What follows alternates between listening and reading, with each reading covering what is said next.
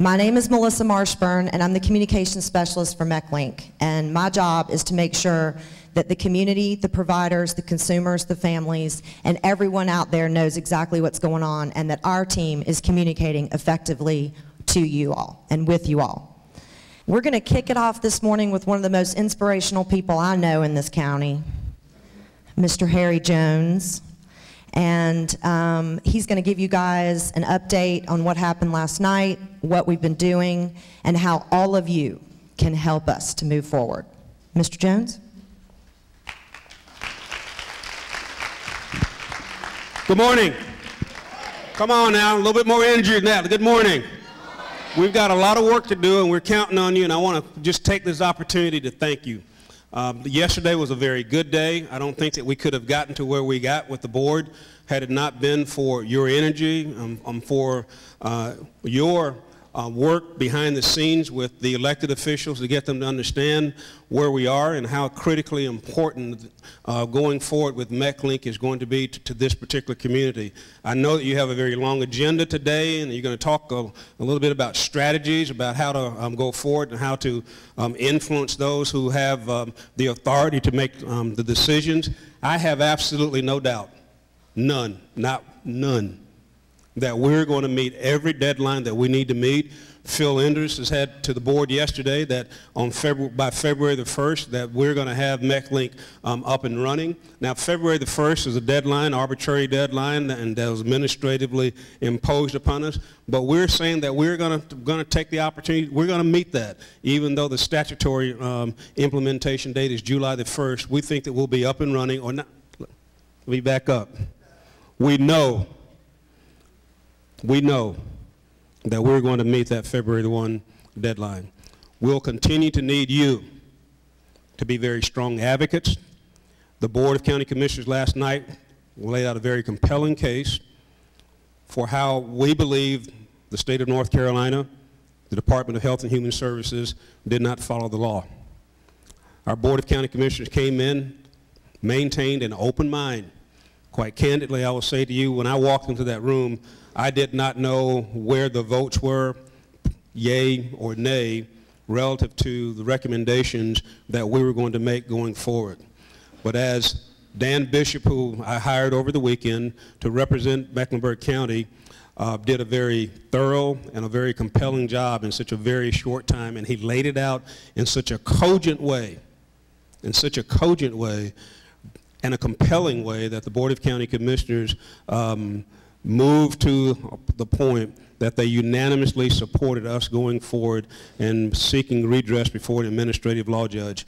There are a couple other things that the board asked us to do based on my recommendations. That is, one, continue going forward with the implementation of MeckLINK and giving me the authority to engage any consultants that I might need to assist us in working with those individuals at the state of North Carolina and the General Assembly, and also to continue to seek legislative relief going forward as well as to support the legislative agenda that we have to protect our authority to implement the Medicaid waiver here in Mecklenburg County. When I was asked what I was supposed to say today, somebody said to tell them, you, to keep the faith. We're going to make this happen. We are a team. We need to be aligned with one another. And if we stay aligned, we're consistent in our message, not emotional, but consistent, we get our message out about how important MeckLINK is to this community, then I believe and know in my heart that we will prevail. This president, I can't remember which one it was, I think it might have been Reagan, who used the term, let's stay the course. Let us stay the course with each other to make this happen. We need you as very strong advocates with the General Assembly And you'll hear a little bit more about that, I guess, later regarding your campaign that you're going to issue. I'm very proud of what the Board of County Commissioners did last night. And I think as part of that campaign, an expression of thanks from you to them is as equally as important as a message that we want you to convey to the legislature and the Mecklenburg County delegation in the next few days. Thank you very much for what you do for this community and for what you do for your consumers, those individuals who are most in need in this community, because oftentimes when we talk about these types of things, many of us lose why we're here in the first place. And it's to do what is right for those individuals that we serve, the citizens and the consumers of this community. Thank you very much for what you do, and I'm going to turn it now over to Brian Francis, who's next on the agenda. Stay energized, y'all.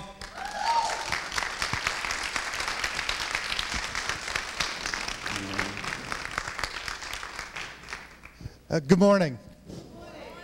I am Brian Francis. I'm an assistant to the county manager. This is a morning of firsts for me. This is the first time that I've ever had to follow Harry Jones on the program for any meeting. I had made it a goal of my career to never find myself in this position because it's a very difficult position to be in, but here I am, so we'll have to find some other goals for the career.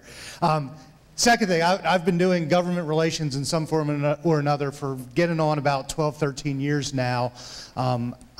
I'm not sure that I've ever seen a room this filled with people who were interested in something that I was working on. That causes two thoughts for me. One is the pressure just got turned up a little bit. The second is it is great to have this kind of support on an issue. It's, you know, for somebody like me who works on a lot of some very technical issues, this is a great reminder that the work that we're doing has a real impact in the community, a real impact on people's lives, and that it's important. And so I appreciate you all coming out today. Let me talk a little bit about where we go from here. For those of you who don't know, the Board of County Commissioners took a four-part action yesterday afternoon. Some of those you probably know. They have instructed our staff to continue working to the February 1st implementation date. They have instructed us to appeal to an administrative hearing judge to dispute the ruling of the former acting secretary. They have instructed us to continue any legislative efforts necessary to ensure that we can implement. And they have instructed us to continue working with the new secretary to encourage her to overturn the decision of the previous acting secretary. Let me talk about those last two because that's really where my role comes in and really where I think you all can help us in this process. I'm going to talk about the second step first. The General Assembly, as you may know, is convening today to swear in members, elect leadership, and then they're all coming home. And they're going to be home for about 3 weeks. They're going to go back on January 30th, and they're going to start their work for the year. If you are really firing on all cylinders, you have a bill that has absolutely no controversy. Everybody in this state agrees that it is a great idea. It will take the General Assembly at least 4 weeks to get it done. To give you, so if you do that math in your head in the calendar, that would say a legislative solution for this problem could possibly come, if everything goes perfectly, in March. We're going to be ready to go on February 1st. That's why I said that's kind of plan B for us. Plan A is to convince the new secretary that she wants to reverse the decision of the former acting secretary. And I think there are two objectives in order to achieve that. Two things that we have to accomplish in order to get the secretary to reverse course. The first is she has to believe she has the legal authority to do so. The second is she has to want to do so. She has to believe she has the legal authority to do so, and she has to want to do so. I don't know if any of y'all are lawyers, hopefully not. You've made a better career choice if you're not. I don't know if any of you have reviewed kind of our legal arguments, but let me put it this way. I've never seen this. Our legal argument is so strong that we have it out on the internet. And you think about that, I've never heard of a lawyer getting ready to go into a case who is going to not only hand his legal argument over to opposing counsel, but everybody out there to see. We feel very strongly that the legal case is there, that the former secretary exceeded his authority, and that gives the new secretary the ability to change course. We think it requires her to change course. So step one, make sure she has the legal authority to do so. We've got that one covered, I'm sure. Step two is she has to want to do it. And that's really where you all can come in. She needs to hear from people in the community why it is important to the consumers in Mecklenburg County that MeckLINK is allowed to move forward. She needs to hear the clinical reasons. She needs to hear the financial reason. We're sharing that with her. We believe by implementing on February 1st, we're going to be able to save the state money. So why would the state not want us to implement? Because not only are we going to save money, but we're going to provide better care in this community. I think you all agree with that. Do you all agree with that? Okay. Yeah, y'all need to tell Secretary Voss you agree with that. We're going to talk about some of those communication methods as we go on. There's some cards there that you can fill out. Let me share with you some of my tips on this sort of communication. First of all, we want to be friends with the decision makers, you know. That doesn't mean we can tell them things, or we don't tell them things they don't want to hear. You know, your best friends need to tell you when you're wrong. And you need to give them good reasons why. So let's be kind, but let's be persistent, and let's convey the reasons why it is important that the secretary change her mind. The second is, it's important to be personal. I've been doing this a long time, and I can't tell you how many times I've heard from elected officials, yeah, I've gotten 50 emails on them, but they all said the same thing. Really, the people just hit the forward button, and how hard's that? You know? If you send them a personal note that says, you've probably heard from a lot of people, and you've probably heard a lot of stories, but let me tell you my story. Let me tell you about the person I'm working with who is using these services, who is getting better, and who I'm afraid will suffer if this decision goes forward. Let me tell you about my company and the people who work for me, and my concern about my ability to meet payroll if this decision, and I'm not trying to put words in your mouth, but I'm trying to imagine some of the reasons that you all might have for being here this morning. Whatever those reasons are, I would encourage you to share them with the secretary. I would also encourage you to share them with our legislative delegation. We have 15 members of the delegation. That is almost 1 out of every 10 members of the General Assembly lives in Mecklenburg County. While they might not be able to take legislative steps immediately to rectify this, they can pick up the phone and call the secretary. And if the secretary is not only hearing from all the people in this room, but also from members of the legislative delegation saying, hey, we have concerns about the decision you made, we think it's contrary to the law, and we think it's counterproductive to providing good services at a reasonable cost for the state, that message will start to get through. So in conclusion, let me just say again, she needs to have the legal authority to do it. She has to want to do it. And I really appreciate any help you all can provide in getting her to want to do it. Again, I thank you for coming out this morning. I'm a little bit both humbled and intimidated by your presence, and I'm going to do the best job that I can to carry your message forward. There are a couple of different legal reasons, but the basic one is this. The general statutes established a go-live date of July 1. There is nowhere in the statutes where it says anything about February 1st. That was an arbitrary date formed by the department, never established through the legal rulemaking process. It kind of came out of thin air, and a few people told some other people about it, but they never said, if we don't think you are going to be ready by February 1st, we're going to pull the plug and give you the death sentence. That's the first. The second is, if you look in the statute for the authority given to the secretary that he cited in his letter, it basically establishes a three-step process. He says, first of all, the department will authorize an LME to operate. If the department does not, if an LME fails to gain authorization from the department, then they shall be required to either enter into an interlocal agreement with or merge with an LME that has been authorized by the department. And then step 3 is if a LME fails to merge or enter into an interlocal agreement with, then the secretary shall assign them to an LME. Well, the first thing is MeckLINK was authorized to operate as an LME. So the first condition in that three-step process that we failed to be authorized was never met. That should have been the end of the story. And we proceed with implementation. Even if somehow, and I've yet to find an argument for somebody, I've not heard an argument yet that we weren't authorized to operate. But suppose somebody did come up with an argument that we were not authorized to implement. The second step then is that the secretary is to require us to merge or form an interlocal agreement with an LME. In other words, the secretary is to tell us, you need to go find yourself a dance partner.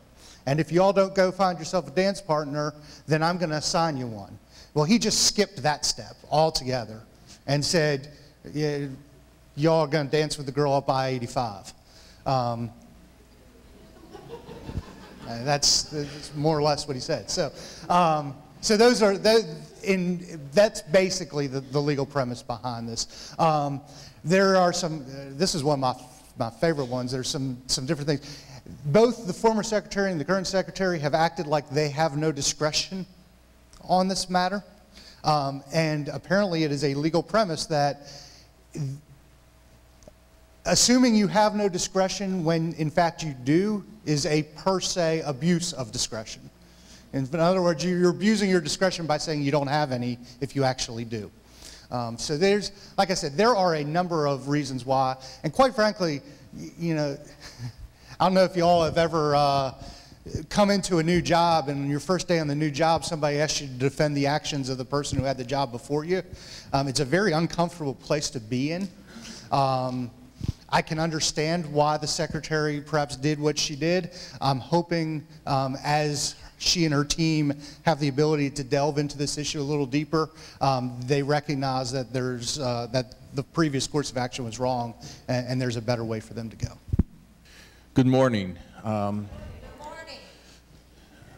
I am indeed impressed by the turnout, as is County Manager Jones and Brian Francis. I welcome everybody here this morning and thank everybody for coming. Some of it's probably in self-interest, but I think the bigger interest that all of you have is how do we protect the services that we have in Mecklenburg County, and how do we assure that the services that you provide and that the consumers have become accustomed to are preserved here in the county. And that is first and foremost what MeckLINK is established to do, and to make sure that the consumers that are at risk receive the services that they need so that they can continue on with their lives and move forward and achieve their life goals. That's what this is about. It's about local control, but first and foremost, it's about preserving the rights and supporting the rights of individuals to receive adequate and appropriate services to address their needs. That's what has been our goal. I started here in August. I think I came to my first Infoshare in September, and internally within the organization, we have been clear that that is what we are about. How we got here is kind of an issue of history. I'm not going to bore you with that. We have had, or at least too much history, I guess I'm not going to bore you with. We have had 3 Mercer visits since the end of August. Undoubtedly, the first one, if you go online, you can read the report,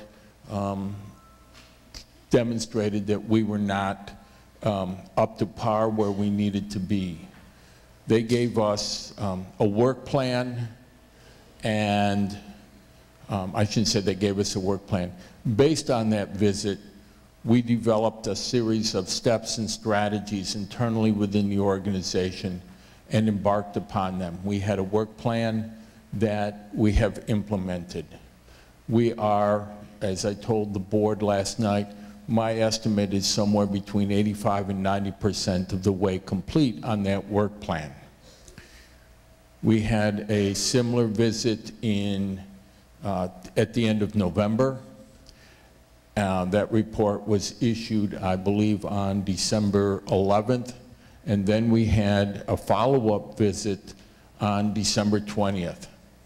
At the conclusion of the December 20th visit, for the exit interview, the focus was on, you need to develop a critical pathways implementation plan to address a number of issues that we believe you must have in place in order to go live February 1st.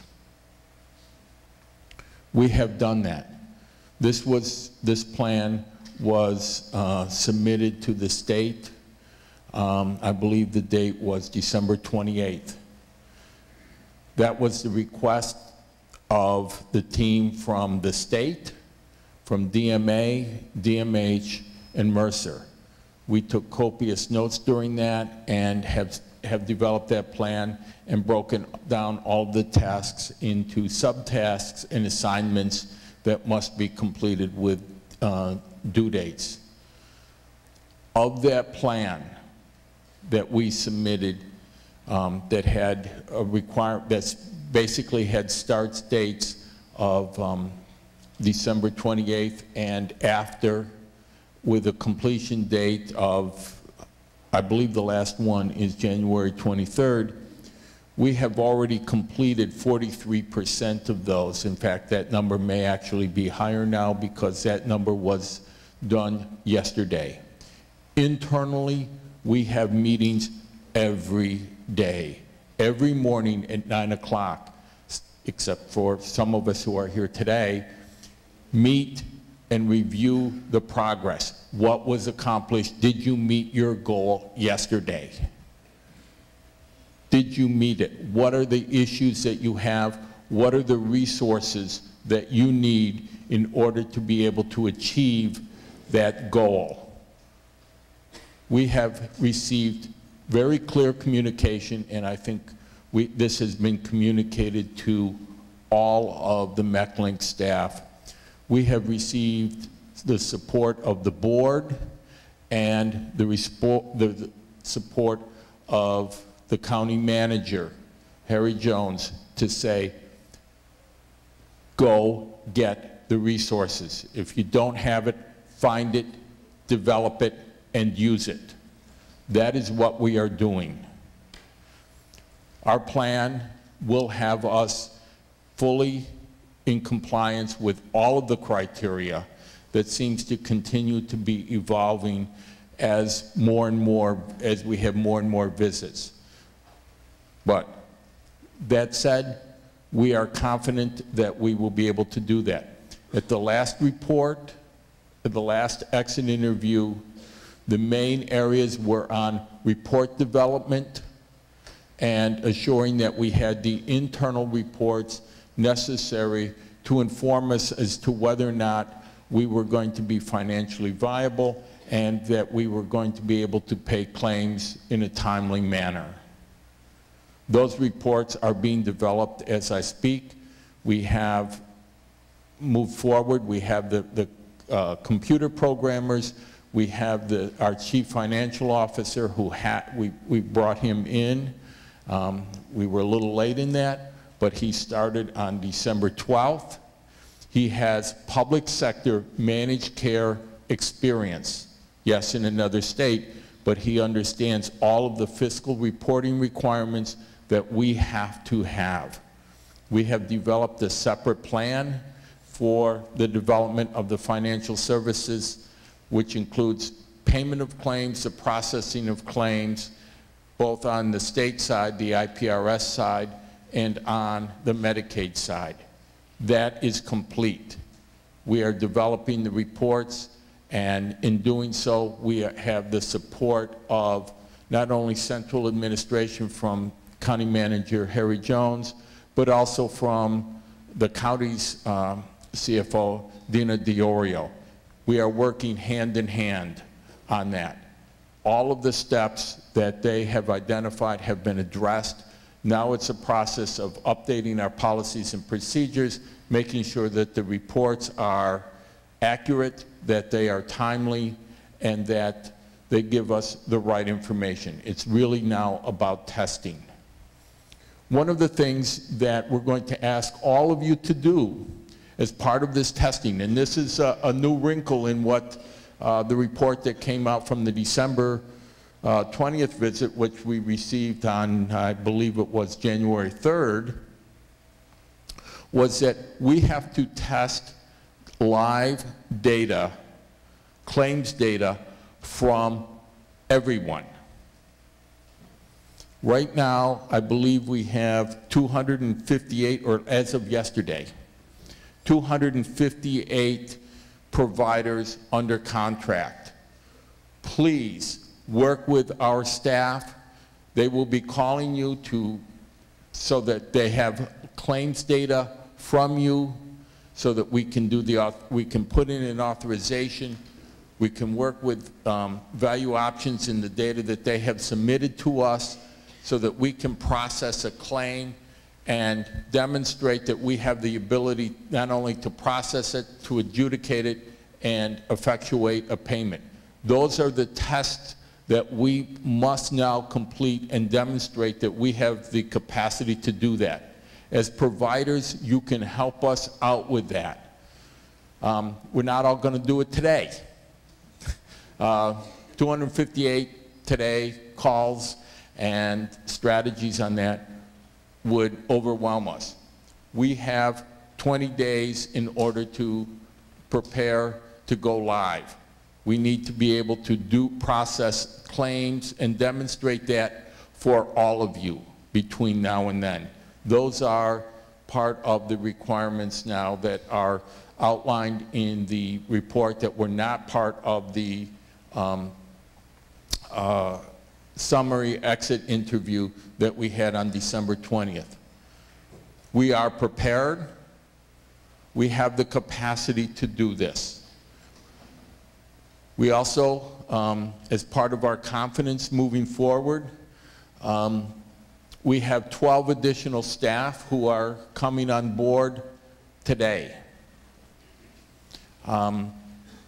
Many of those staff had already made the necessary life changes, so that when we talk to them on Monday the 31st to let them know what was happening, they said, "That's okay, we're going to take a chance. We believe in what you're doing. We believe that you are going to be successful." But we made it very clear to those employees that are coming on board that there's risk, but they have agreed to accept it. This was reaffirmed then yesterday by the board, that was, from my perspective, an excellent decision. I have yet to read the full legal brief. It's online. In all honesty, last night when I went home, I was not up to reading, I think it's a 6-page legal brief. But I will do that this morning. We are going to continue to work with the attorneys.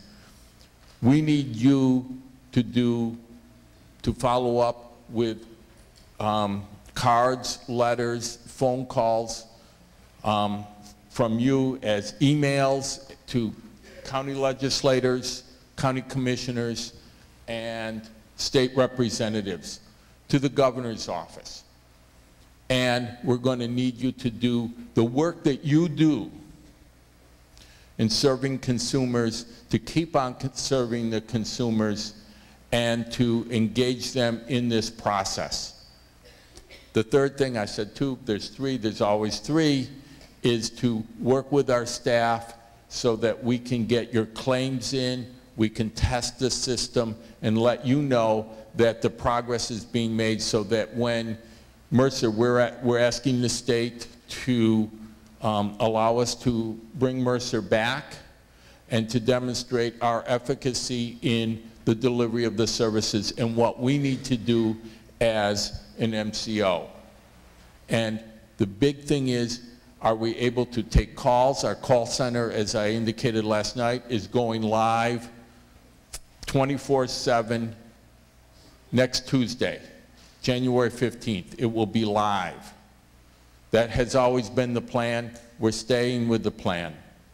And to be able to receive and process claims in a timely manner.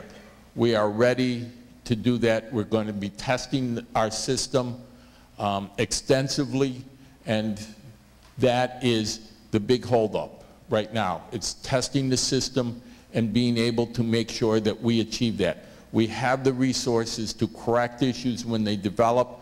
We know that there's going to be challenges across the board. I shouldn't say across the board. There are going to be specific challenges, but we have the capacity and the resources to address them, and that's going to allow us to be able to move forward. I think that kind of concludes my comments today.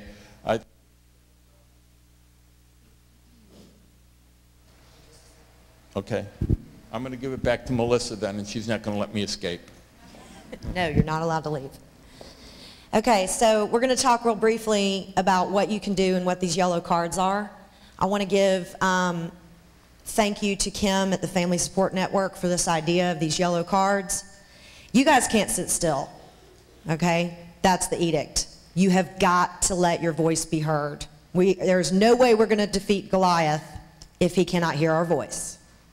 And we want to give you an easy way for that to be done, and that's what these yellow cards are. These yellow cards are going to cost 32 cents to send in the mail.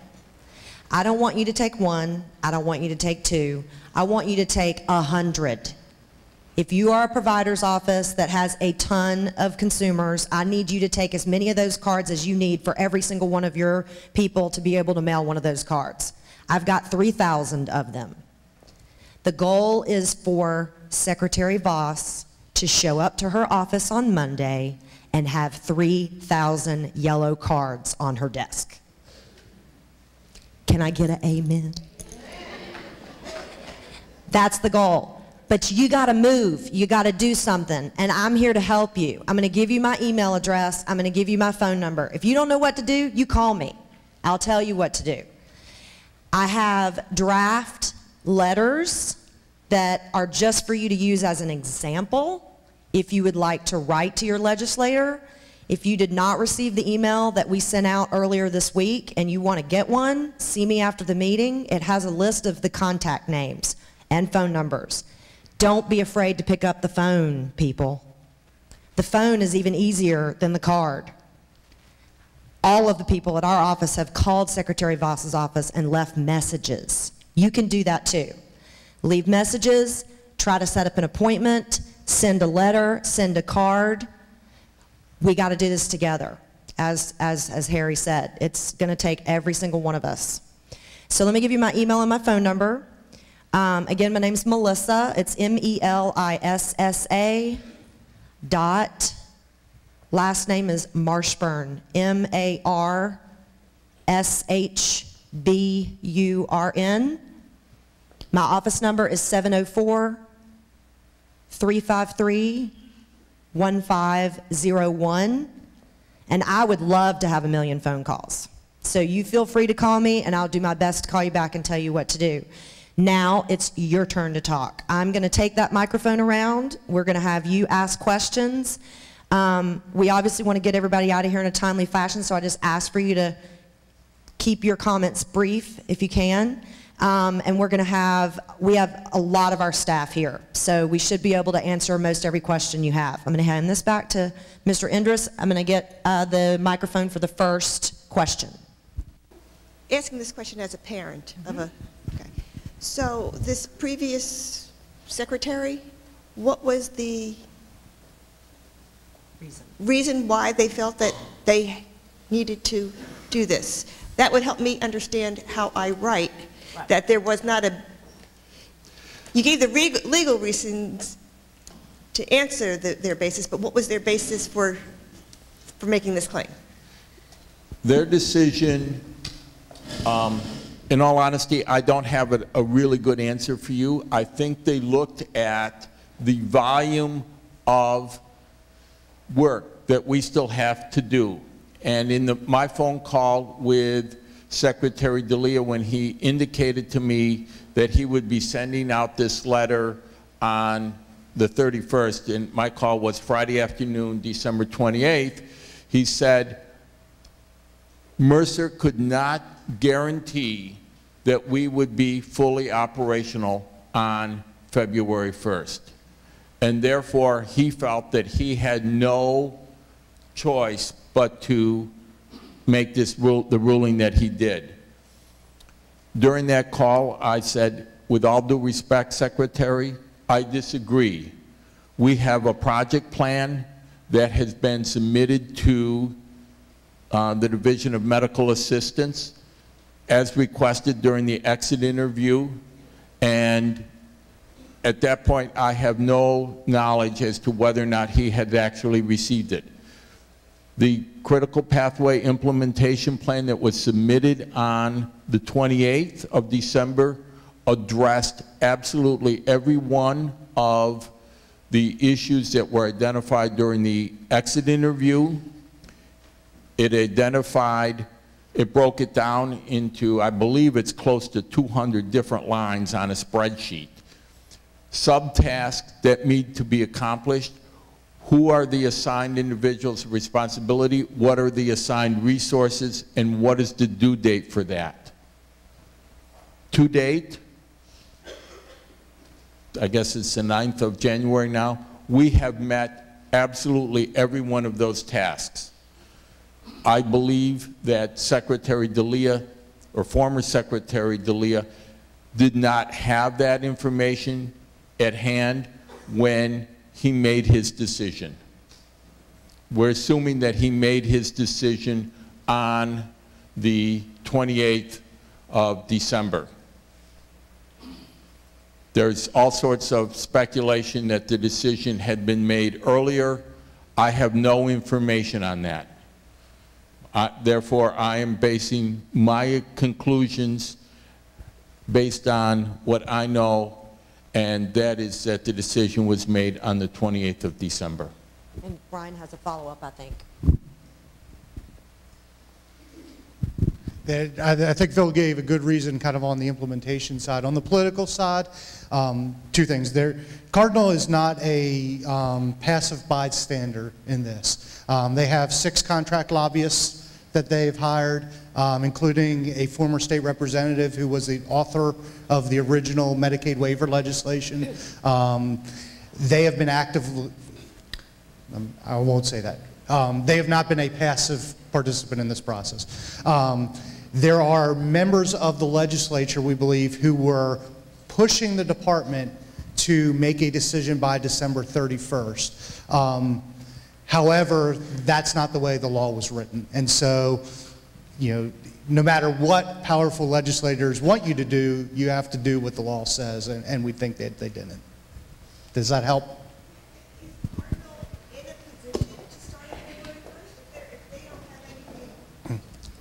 Did everybody hear that? That's a great question. Let me repeat it so everybody can hear. Is Cardinal in a position to start on February 1st? I don't know, but I can tell you what Mercer said. Mercer said that it'll be 150 to 180 days before they are ready to implement, which would put their implementation in May or late June. That is a key part of our advocacy to the state. We have heard repeatedly from members of the General Assembly and the administration on the importance of an early implementation because of the financial savings to the state budget.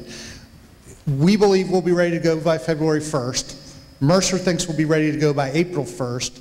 Mercer thinks they'll be ready to go by May or June.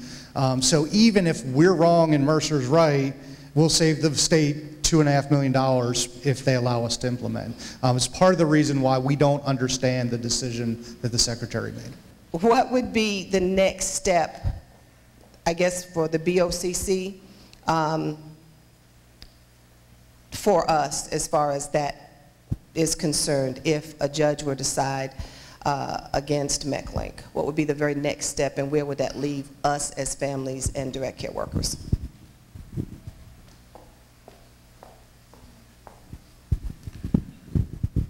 I don't have a good answer for you. I think that if, at the end of the day, if the judge rules and the decision of the former secretary is upheld and there are no appeals to move forward, then MeckLINK will comply with the judge's order if necessary. We will also be, and this was outlined earlier, we will be seeking legislative changes and this is where I think it's, I don't know, is it part 3 of the four-pronged strategy that the board approved last night. So 1 is the legal action, 2 is to seek legislative redress of this, a legislative change that basically says we want Mecklenburg County to be included to go forward.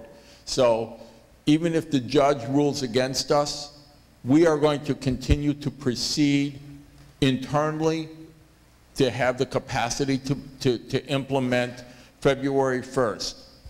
If that gets delayed, we're still going to be ready February 1st.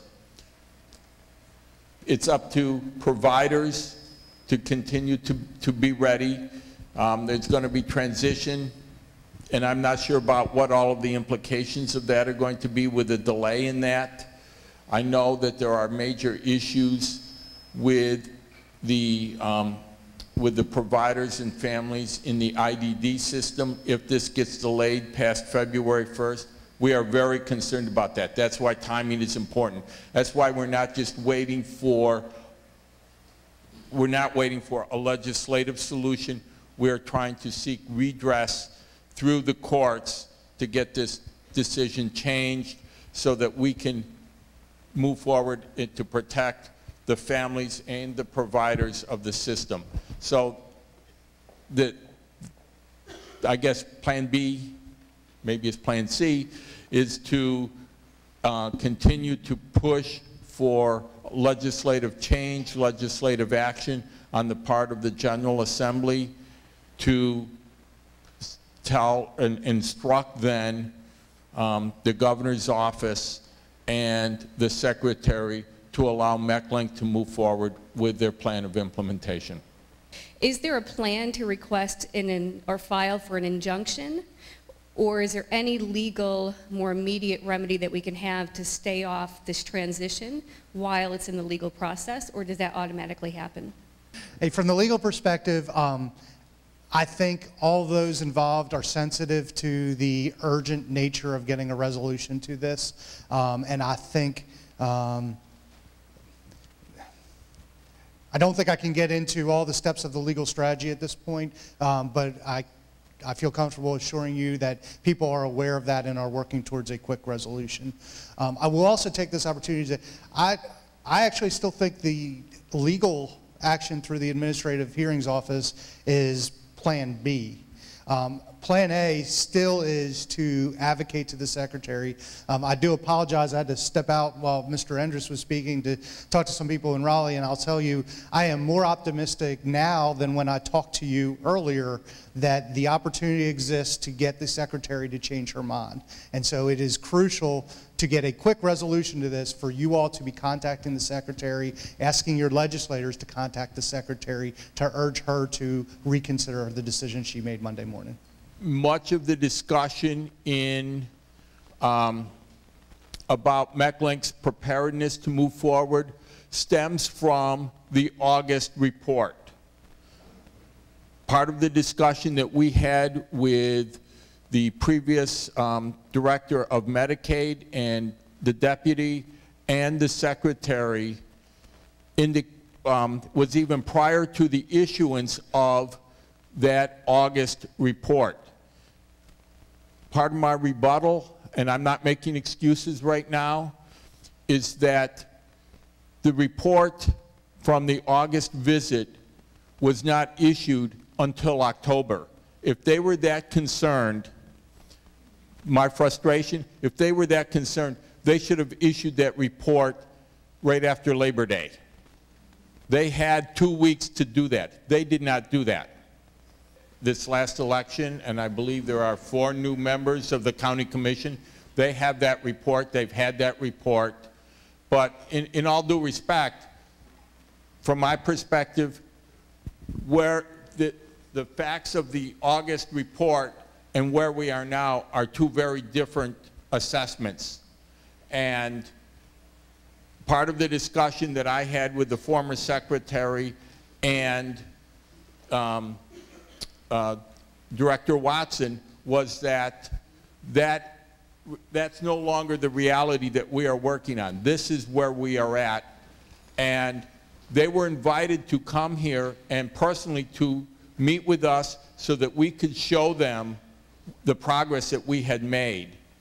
And in all candor, they said that was not on their agenda.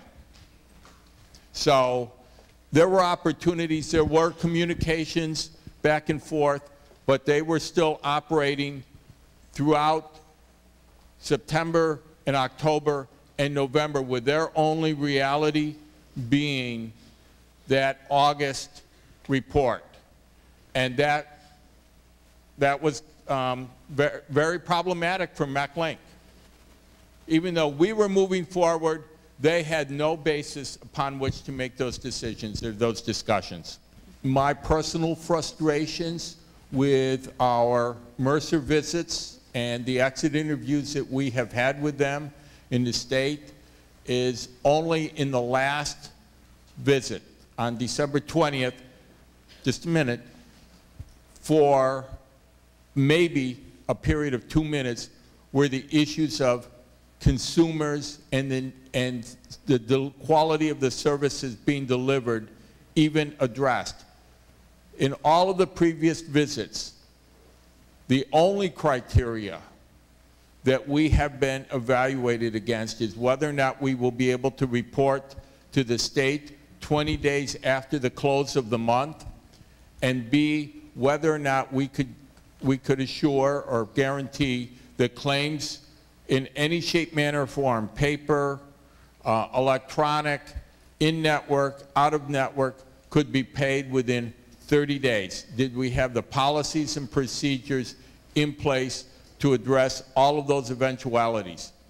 When I say that is 90%, that's probably an understatement of what the focus of the Mercer visits has been. It has never been on the quality of the services that are being delivered to the individual consumers and whether or not it allowed the consumer to become and to remain a valuable part of our community. We have had conversations with Value Options, and so if you are a Medicaid provider, you can continue to submit authorizations requests to Value Options up to January 31st. Beyond that date, again, everybody is kind of in a stasis place. If you are a state-funded provider, please continue to submit your requests for authorizations as you always have. And we will process those as we have always done.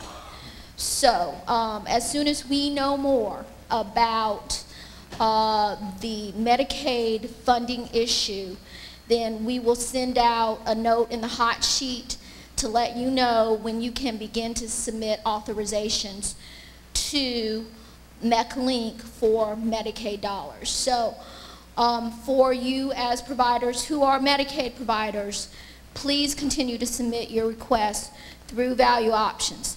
Value Options, as this is all will be, once this is resolved, will then send us MeckLINK the information for any authorizations moving forward, and then we will authorize those services. So you should not be losing anything in this process in terms of how you are requesting services for your consumers. The way the Medicaid waiver works, there is a capitated amount that's provided to the LMEs. Whether that amount comes to MeckLINK or goes to Cabarrus County, it's going to be the same expense for the state. When, and I don't know anything about PBH's payments, but to the extent that they deny payments, that money doesn't revert to the state of North Carolina, it reverts to PBH's general fund.